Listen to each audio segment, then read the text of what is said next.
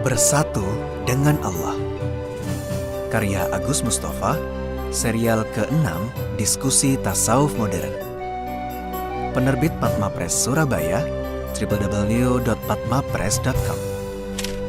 Kata pengantar: Syekh Siti Jenar, Al-Hallaj, dan ayahku.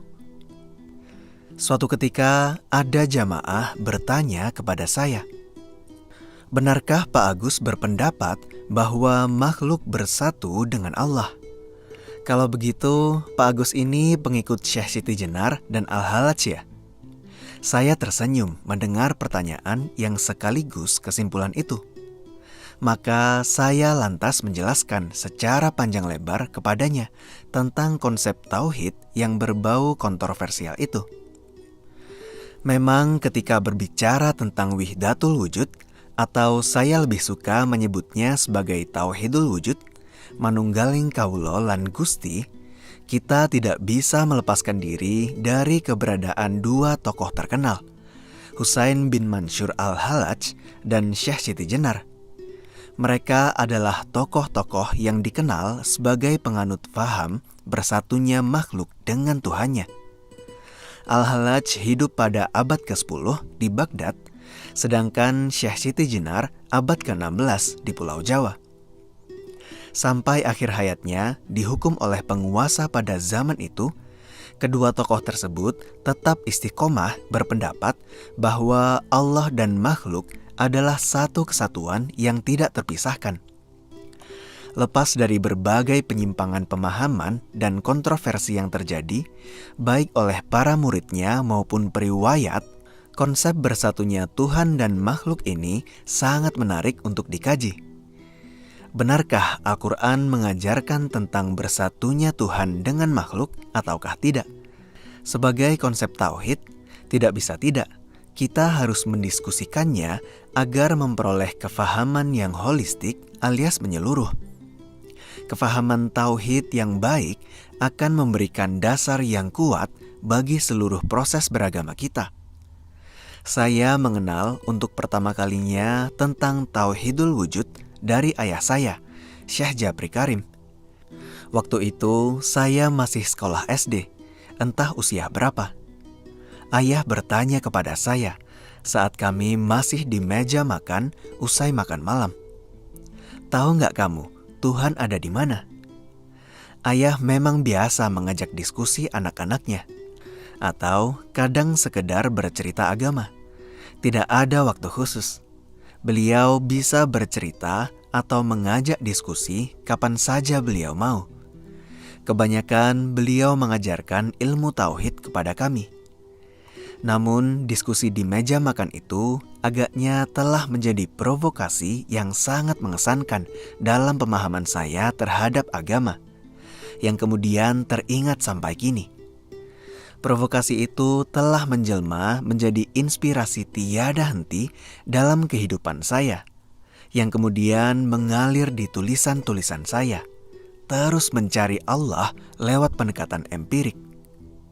Waktu itu saya menjawab pertanyaan ayah sekenanya. Sebagai anak kecil, saya katakan Tuhan ada di surga. Ayah saya bukan membenarkan atau menyalahkan, tapi malah bertanya lagi, kalau Tuhan di surga, apakah di luar surga tidak ada Tuhan?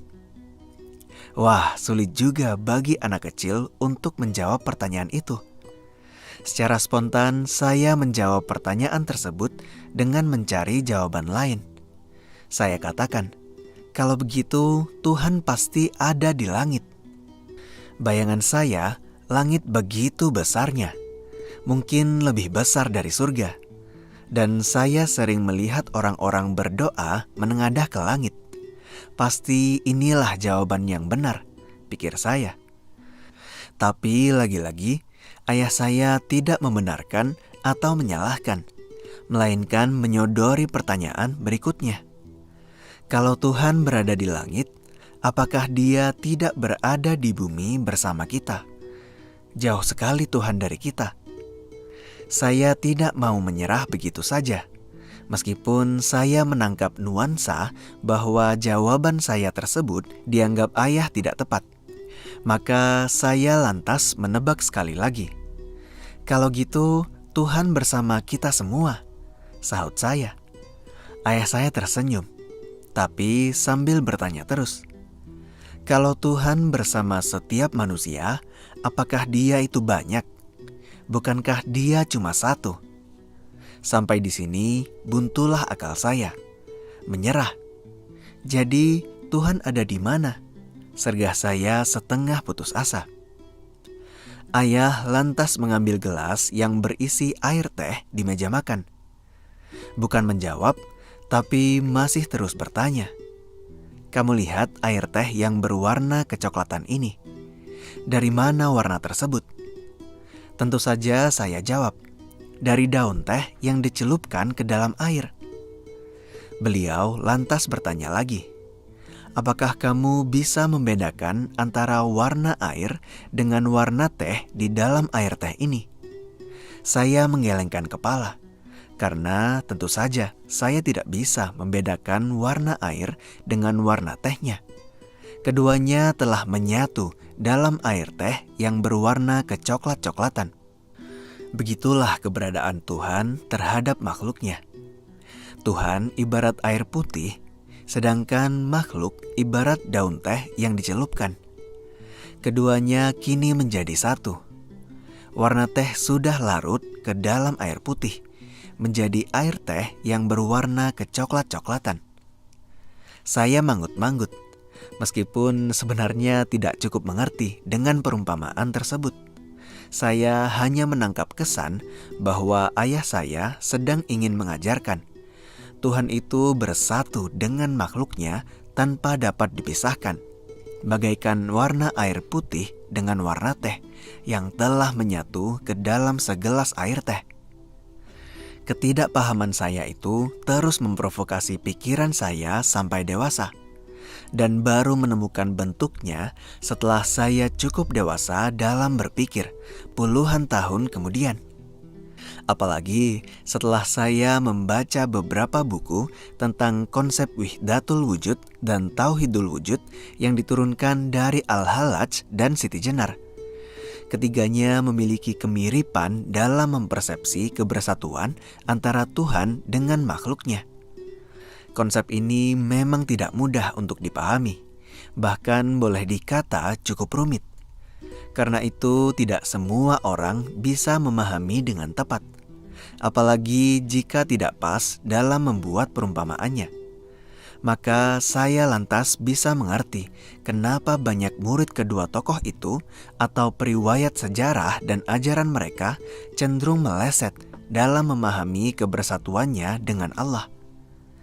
Saya pun baru menyadari belum lama ini, setelah lebih banyak melakukan eksplorasi ayat-ayat tauhid dari dalam Al-Quran. Kesalahan yang paling mendasar dari kefahaman Tauhidul Wujud selama ini agaknya terletak pada menyamakan derajat antara makhluk dengan Allah. Barangkali ini dikarenakan sulitnya menjelaskan konsep manunggaling kawula lan Gusti itu. Tidak ada perumpamaan yang bisa menjelaskan dengan persis konsep tersebut. Ayah saya mengatakan, semakin paham kita tentang konsep tauhid, sebenarnya kita semakin tidak mampu untuk menjelaskan secara tepat. Bahasa manusia sudah tidak mencukupi lagi untuk menceritakan eksistensi Allah. Namun tidak bisa tidak, kita harus menceritakan sebagai pembelajaran, agar kita memperoleh kepahaman. Disinilah problem utamanya.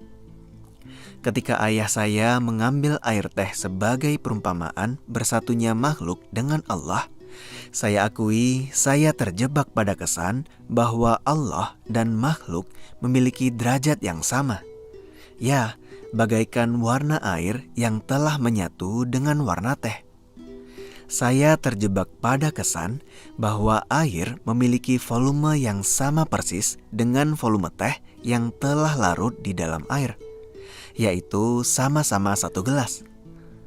Keterjebakan ini dialami juga oleh para murid Siti Jenar, atau bahkan mungkin oleh Siti Jenar sendiri ketika mengatakan dirinya adalah Allah, karena sudah bersatu dengannya.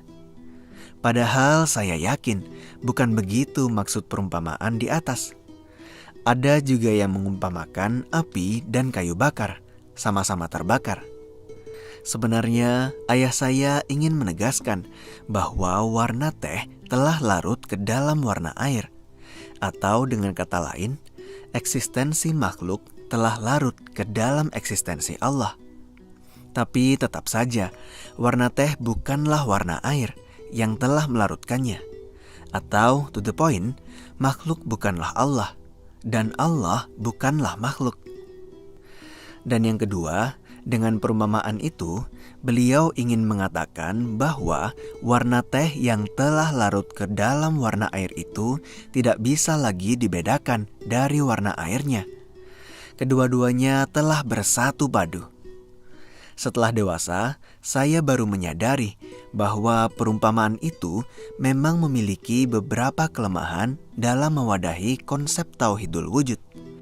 Karena bisa mengundang persepsi yang keliru.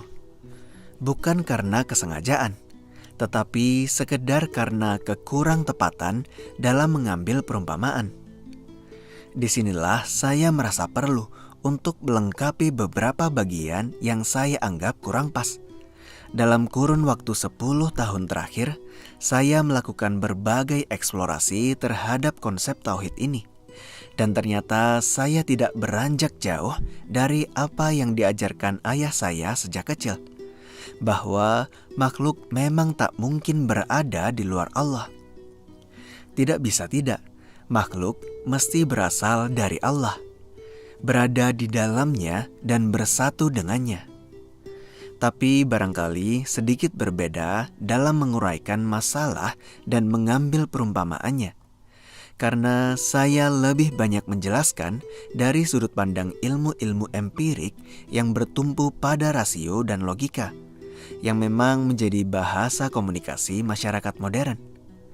Tentu saja dengan satu harapan, jangan sampai pembaca buku ini menganggap dirinya sederajat dengan Allah, karena sudah merasa bersatu dengannya. Apalagi lantas meninggalkan syariat ibadat yang diajarkan oleh Rasulullah Sallallahu Alaihi Wasallam. Semoga bermanfaat. Selamat berdiskusi. Surabaya, 30 Mei 2005. Salam penulis. Selengkapnya bisa Anda dapatkan di www.padmapress.com. Assalamualaikum warahmatullahi wabarakatuh. Sahabat cangkir tasawuf modern, saat ini Anda sudah bisa mengakses kembali website www.padmapress.com. Tentu saja dengan desain dan layout yang baru dan lebih modern, sehingga memberikan pengalaman yang lebih menyenangkan untuk Anda dalam mencari buku-buku yang diterbitkan oleh Padma Press. Selain itu, Anda juga tetap dapat menonton video-video Pak Agus Mustafa di padmapress.com. Mau tahu apa saja buku karya Pak Agus Mustafa yang sudah menjadi materi di video-videonya? Mampir yuk ke www.padmapress.com.